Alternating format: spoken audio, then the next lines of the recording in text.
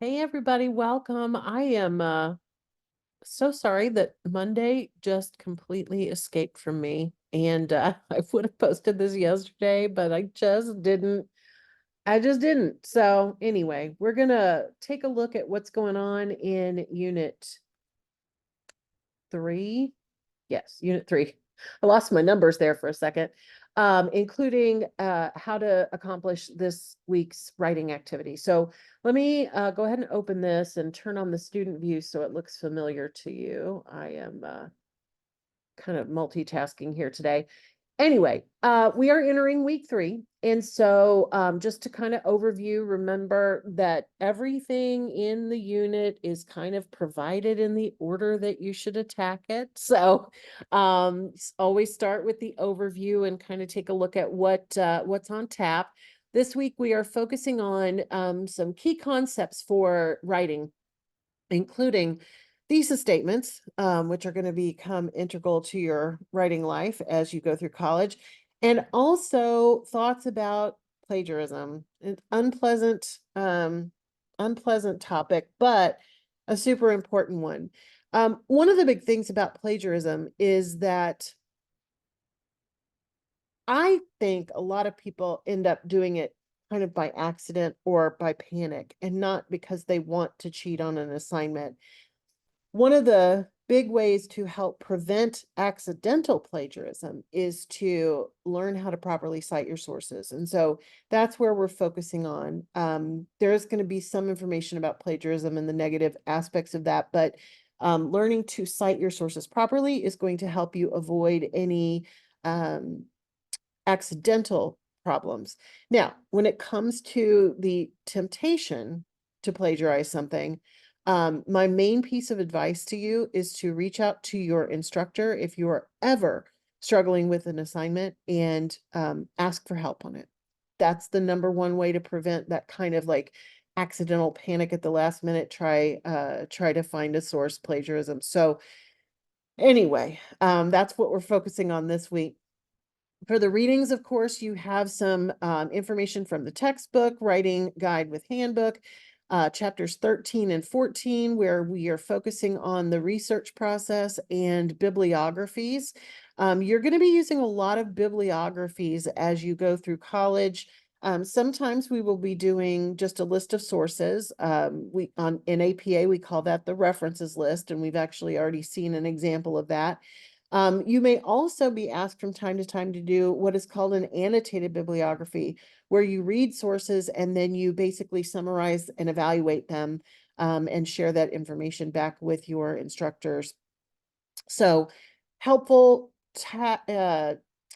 skill to learn about. So both of those chapters will be good information there. And then under the articles, there's plagiarism, of course, citing evidence by paraphrasing, and academic integrity policy. One of the things I would really have you focus on is the middle one there, citing evidence by paraphrasing. One of the temptations too is whenever we use research, we just put direct quotes in all the time. And it's safer because they have quotation marks around them. And it's so even if you don't have your little citations correct, people know that you weren't trying to steal that information.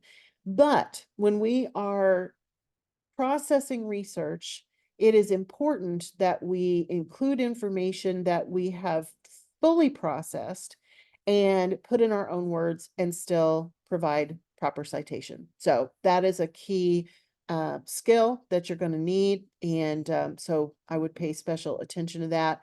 As usual, there are some videos for you to engage with as well. All right, so Unit 3's discussion board is about plagiarism. The materials and activities for this unit focus on helping you understand how to properly use research and evidence in your writing while avoiding plagiarism. This discussion asks you to think about the idea of plagiarism and to review the academic integrity policy, which is one of the links above. So here are several best practices to avoid a violation of the academic integrity policy. Choose one of the best practices listed below, or go to the academic integrity policy and select your own. Reflect on how you will work to avoid the violation in your assignment. So you only need to write about one.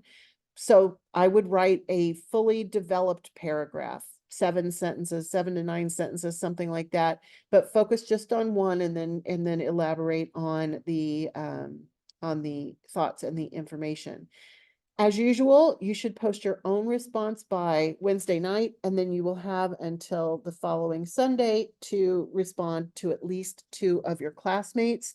In the week 1, I haven't graded week 2s yet, but in week 1, people did a really good job with, most people did a really good job with the depth of your responses to others. If your own response is a fully developed paragraph, then your responses to others should be a paragraph still. Aim for at least 3 to 5 sentences in those, and that'll give you a kind of good, a good place to aim for. Now, you don't have to write 10 sentences back to the other person, but if you are writing 3 to 5 sentences consistently, you're probably going to do really well with those responses to others. The other thing to keep in mind with responding to others is maybe ask them a question. And if somebody asks you a question, like me, make sure that you answer it. All right. So then our writing assignment this week is going to be about thesis statements. And there's even a template for you to use. So we're not going to use the APA template that we've been using. You will actually use this document. So here's the assignment and here's the document. I'm going to show you this document in a minute. So, but if you click on this, it should open for you in Microsoft Word, or if you're using Office 365 through the school, you may have to save it on your computer and then open it once you're in Word. But you can just use that document. Do not create something new. You don't have to reinvent the wheel on this one. So for the assignment itself, let's take a look. As we have been learning, thesis statements are an important part of writing. They can be the deciding factor on whether a piece of writing is successful or unsuccessful. So in this particular assignment, you're going to revise thesis statements and create some of your own. So no matter what topic you are writing about for an academic paper, you will need a thesis statement. So you will have the topic itself, the position, like the stance that you're taking on it, and a preview of your reasons. So simply writing vaping is not good for you is broad and vague. The position is vague, as is the idea of being good, right? Differs from person to person, and there's no reasons listed. So a better thesis would have the topic, vaping, the position is harmful and should be avoided, and the reasons, because it causes addiction, is expensive, and affects social relationships. So you notice there's 3, right? And that's a pretty common way to craft a thesis statement, having those 3 reasons. So in the template, you are going to have some pre-made weak thesis statements that you're going to then revise them into stronger thesis statements. And then you're going to write your own. So there's going to be 6 thesis statements, and a sentence or 2 with each is how you're going to accomplish this. So let me go ahead and open the template. So I've already saved it, and I am going to give this out to you guys as well. But you can also access it, of course, directly from the unit. So in the template, it's got the thesis statement, it's got a place for you to put your revised statement, and it's got a place for you to put your rationale. So I'm going to do this first one. It is just as a sample. Now, you don't have to do anything special. I'm going to make my text red simply because I like for it to show up. You could also make it bold instead. You can do whatever you want to with it. But let's say pizza is a popular and delicious food because it is cheesy, meaty, and hot. Okay, that's not the greatest thesis statement in the world, but it does have a topic, pizza. It does have a position, popular and delicious, not just great. Great is too vague.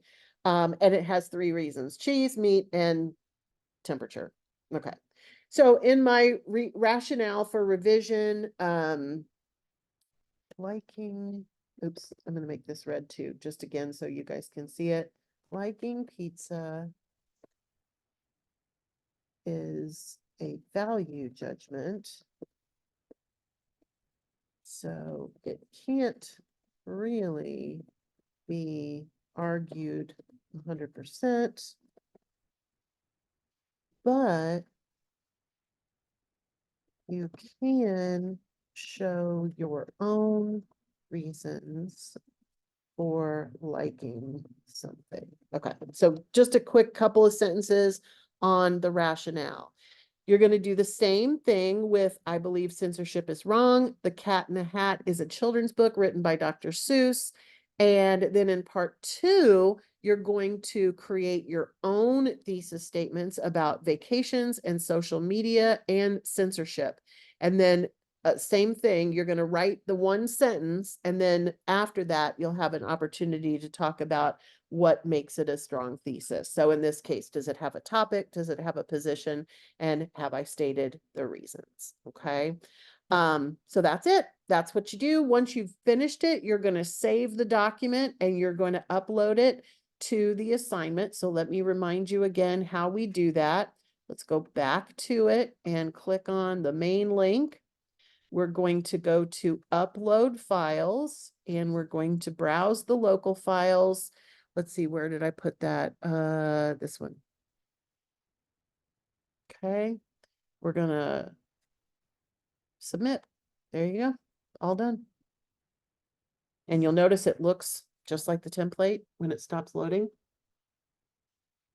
but it's got my text in it. So you don't have to make your text a different color, but if you want to do something like that to make it stand out, that's fine. Like I said, you could even put it in bold instead of regular, but you'll just fill in all the blanks and everything will be good to go.